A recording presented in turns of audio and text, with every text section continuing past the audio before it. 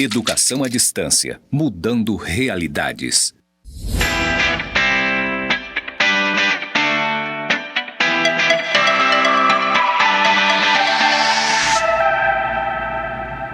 Começa agora a nossa terceira aula da disciplina de Economia do Setor Público. Eu sou a professora Denise Tontiucci e nessa aula nós vamos falar um pouco sobre como as pessoas tomam decisões dentro da economia. Esse conteúdo está dentro de um conteúdo maior que nós vamos dividir em 3 aulas. Foi retirado dentro do livro 10 Princípios da Economia, é um capítulo de livro do livro Introdução à Economia, professor Gregory Mankiw. Nessa aula, nossa unidade, nós vamos falar sobre os 4 primeiros princípios, que as pessoas enfrentam trade-offs, o custo de algo é o que você desiste para obtê-lo, e 3, pessoas racionais pensam na margem. Por último, as pessoas reagem a incentivos. São princípios tirados de várias teorias econômicas, algumas bem antigas, desde o começo da escola clássica, que o professor Gregory Mankiw, que é um professor de Harvard, resumiu dentro de um livro que a gente chama de Manual de Economia, e ele usa para dar aula para os seus alunos, e eu achei relevante trazer aqui para dar aula para vocês. Esse material você vai encontrar resumido no nosso roteiro da disciplina. E hoje nós vamos abordar o seu início de conteúdo. Vamos ver também nas próximas aulas as próximas 10 princípios, até somar os 10 princípios de economia. O objetivo da aula de hoje é esclarecer a relação econômica dos indivíduos. E a gente começa apresentando um pouquinho o trabalho do professor Gregory Mankiw, que é esse professor de Harvard, que escreveu esse livro, Introdução à Economia. Esses 10 princípios da economia está lá no seu primeiro capítulo do livro, e ele traz como as pessoas tomam suas decisões, como as pessoas interagem e como a economia funciona. Como a economia funciona, esses serão os 3 próximos temas que nós vamos trabalhar na aula de hoje e nas próximas 2 aulas. Nós vimos então como é organizado esses 10 princípios da economia. O que nós vamos trabalhar aqui é como as pessoas tomam decisões. Esses são os 4 princípios que vamos ver nessa unidade. E nas próximas unidades vamos trabalhar também como as pessoas interagem e como a economia funciona. Iniciando então, como as pessoas tomam decisões. Nessa unidade busca resumir como a economia ortodoxa entende a tomada de decisão dos indivíduos. É importante para entender os modelos econômicos e o pensamento econômico de forma geral, e é relevante para a elaboração de políticas públicas. Primeiro princípio, gente, esse é um princípio que eu quero que vocês levem para a vida de vocês. Esse aí é um princípio assim que te ajuda a tomar todas as suas decisões daqui para frente. Ele é um princípio chamado as pessoas enfrentam trade-offs. Eu, particularmente, não gosto de usar essas expressões em inglês. Eu acho que a gente não pronuncia legal, fica tudo meio brega, mas deixa eu falar. Nos livros eles não traduzem também. A gente usa assim também na nomenclatura oficial dos livros esse termo trade-off. Como seria uma forma de traduzir essa expressão? Trade-offs nada mais são do que escolhas. Só que um pouco mais específico do que escolha, trata-se de uma escolha que quando você diz sim para uma coisa, você está excluindo todas as outras opções. Tá? É tipo assim, quando você decide casar, você disse sim para uma pessoa, você está dizendo não para as outras 4 bilhões de pessoas do planeta Terra, daquele mesmo gênero, ou para as 8 bilhões de pessoas do planeta, você está dizendo não para um monte de gente. A mesma coisa acontece com o seu tempo. O minuto que você está aqui assistindo essa aula, você está dizendo não para todas as outras atividades que você poderia estar fazendo com o seu tempo. E principalmente, como a gente gosta da economia, isso funciona também para o seu dinheiro. Toda vez que você coloca R$5 em alguma coisa, isso impede que você gaste esses mesmos R$5 com qualquer outra coisa na sua vida. Quando você coloca isso em mente, fica muito mais claro, fica muito mais racional como as pessoas escolhem se elas vão comer um salgado na cantina ou se elas vão juntar aquela grana para passear alguma coisa no final de semana aí. Essa racionalidade está por trás de todo um pensamento que a gente faz da nossa relação de custo-benefício. O custo disso vale o benefício que está me proporcionando? Como a gente vê o conceito aqui no slide, a gente fala que um trade-off nada mais é do que uma escolha. Refere-se a uma escolha que exclui a possibilidade de outra escolha. Aí o exemplo do tempo, o que você faz com o seu tempo hoje você não pode ter outra opção, o dinheiro também. Existe um trade-off que é muito importante na economia, que é o foco desse princípio, que é o trade-off entre eficiência e equidade. Eficiência, gente, na economia a gente vai entender eficiência como fazer o máximo com o mínimo, fazer o máximo com o menor número de horas, menor quantidade de pessoas, menor valor financeiro envolvido.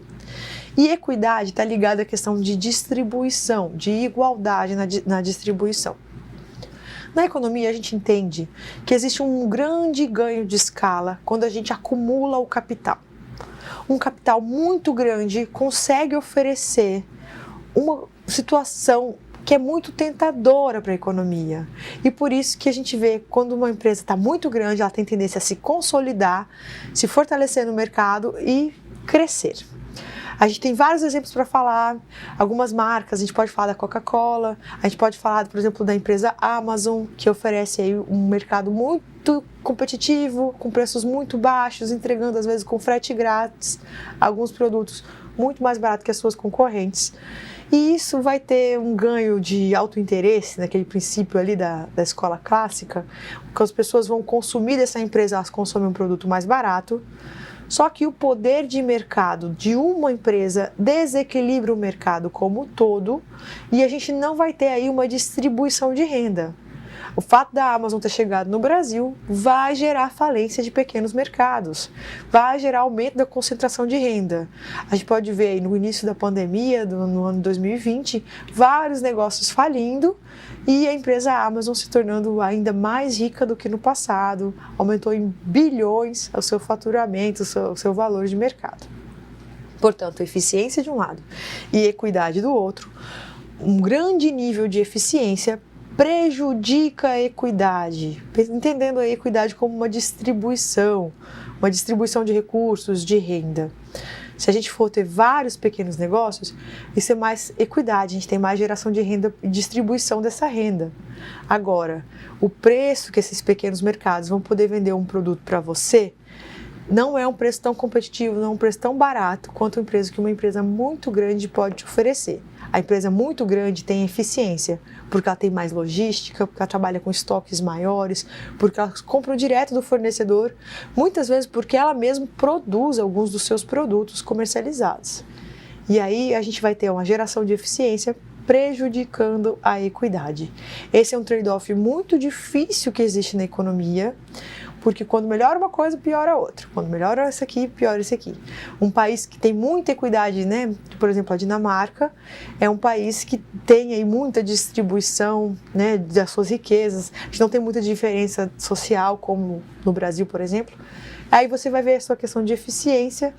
Ele vai ter uma eficiência que não é tão competitiva como, por exemplo, outros países como os Estados Unidos, que tem aí uma distribuição de renda mais prejudicada, porque você tem bilionários e pessoas muito pobres, mas é um país muito eficiente na produção de bens e serviços. Esse é o princípio 1, ele fala desse trade-off. Vale muito a pena a leitura dele no roteiro da nossa disciplina.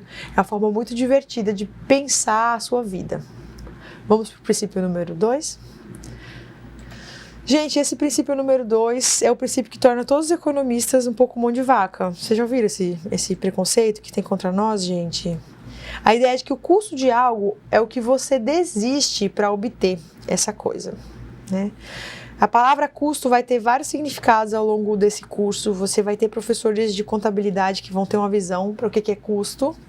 Você vai ter contabilidade que vai ter uma abordagem específica para os custos. Você vai ter professores de administração que vão falar em outro sentido. Mas aqui, como economistas, a gente entende que o custo de uma coisa não é só o que é elevado no seu processo produtivo, mas o custo para você é aquilo que você desiste para consumir o que você está consumindo. E não é só qualquer coisa. É o que a gente fala, é a desistência do consumo ótimo.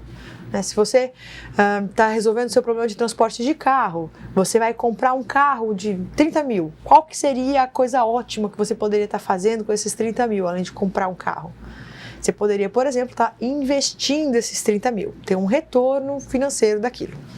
Quando o mercado está muito aquecido, quando a gente tem algumas situações que o mercado está muito seguro e pagando uma taxa de retorno muito boa, como o Brasil já teve nos últimos anos, isso aí fica ainda mais tentador, porque muita gente acaba não consumindo consumos de luxo para fazer investimentos.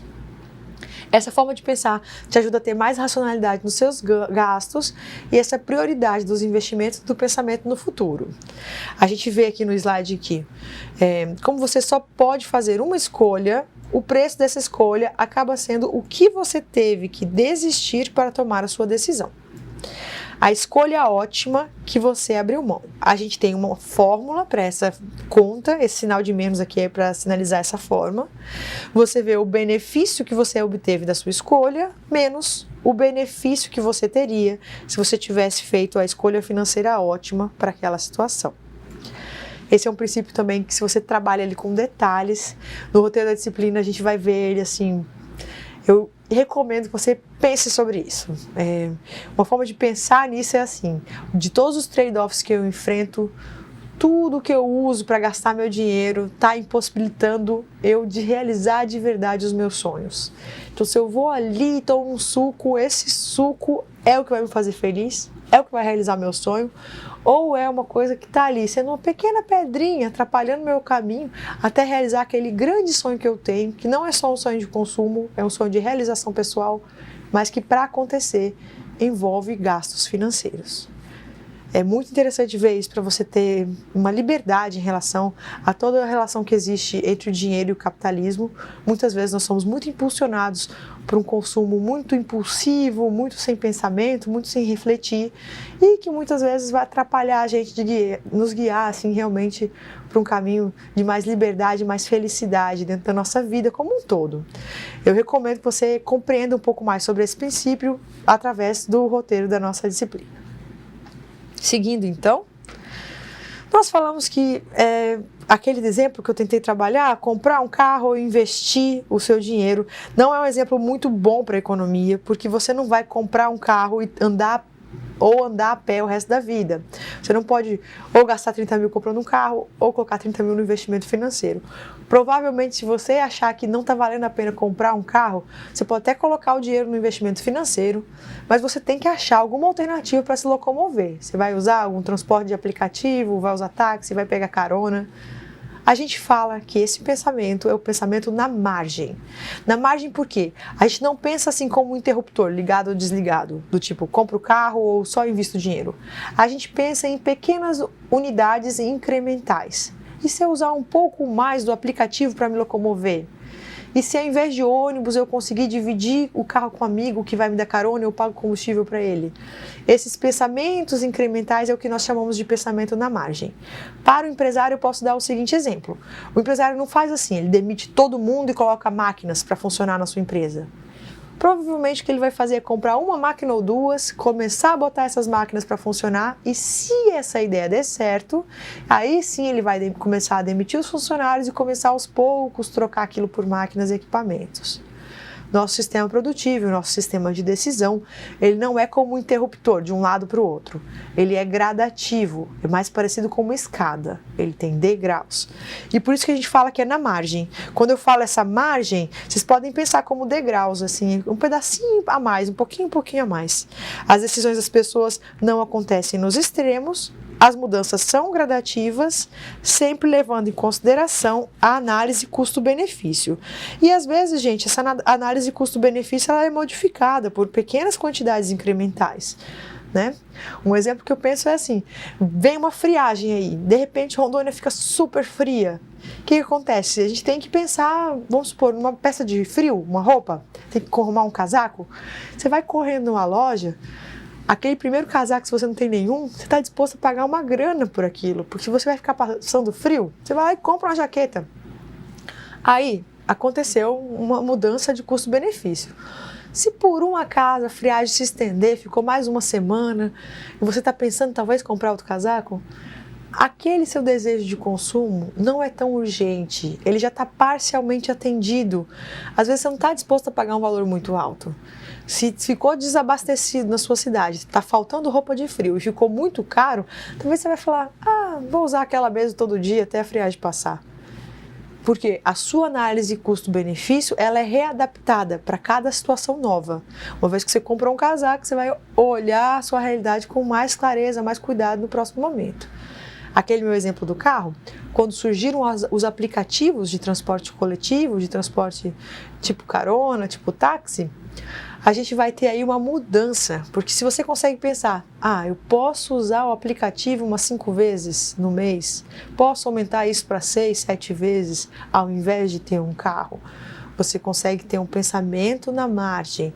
Você consegue pensar, e se eu usar um pouquinho mais o aplicativo, ainda vale a pena do que comprar um carro, comprar uma moto? Isso facilita a sua decisão racional.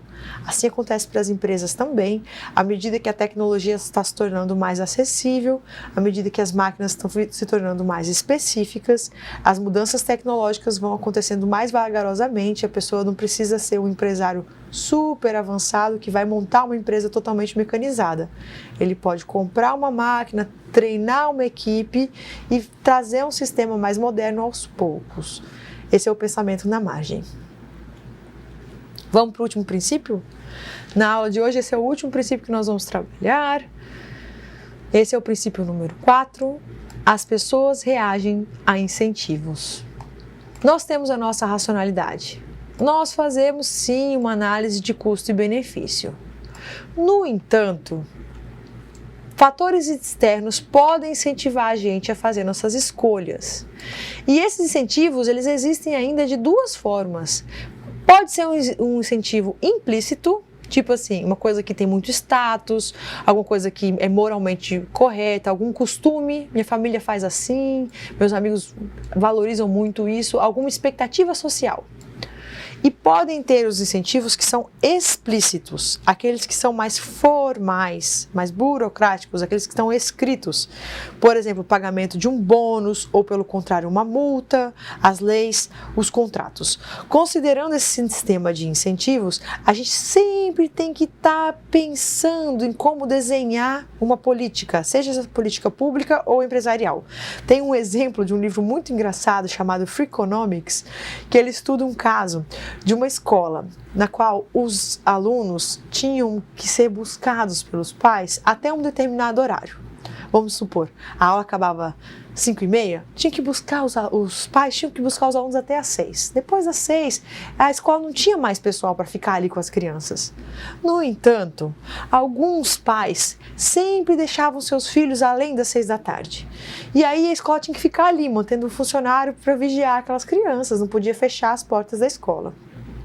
A escola desenhou um modelo, desenhou uma política. Falou assim, vamos cobrar uma multa desses pais.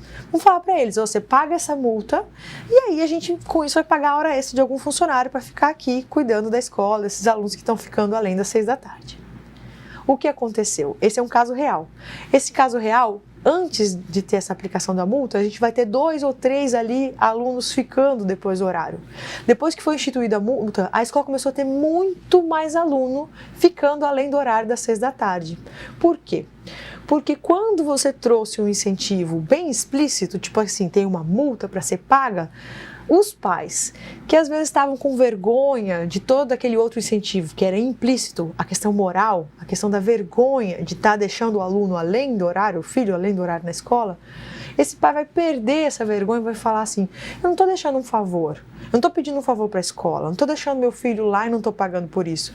A escola me falou que ela vai me cobrar uma multa, eu estou disposta a pagar. Essa multa, é melhor eu pagar a multa do que eu apertar meus horários, sair cortando o trânsito nesse horário doido, para buscar meu filho antes das 6 da tarde. Então mudou a análise de custo-benefício na cabeça dos pais.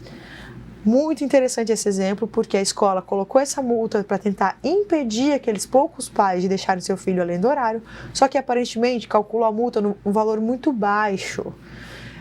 O que ela gerou, então, foi um incentivo contrário. Os pais que estavam sentindo uma pressão moral, social, para não deixar os filhos além do horário, pararam de sentir essa questão moral na medida que eles puderam pagar por essa questão dos filhos ficarem um pouquinho mais na escola. É muito importante ter isso em mente quando vai desenhar uma política pública, porque as pessoas vão receber os incentivos da política pública, sejam eles implícitos ou explícitos, e isso afeta a nossa tomada de decisões. Esse é o conteúdo que eu tenho para essa unidade. Espero que isso te ajude a trabalhar melhor, a funcionar melhor dentro da economia e dentro da sociedade. Estamos começando a falar dos 10 princípios da economia. Na próxima unidade, seguimos com esse conteúdo. Até breve.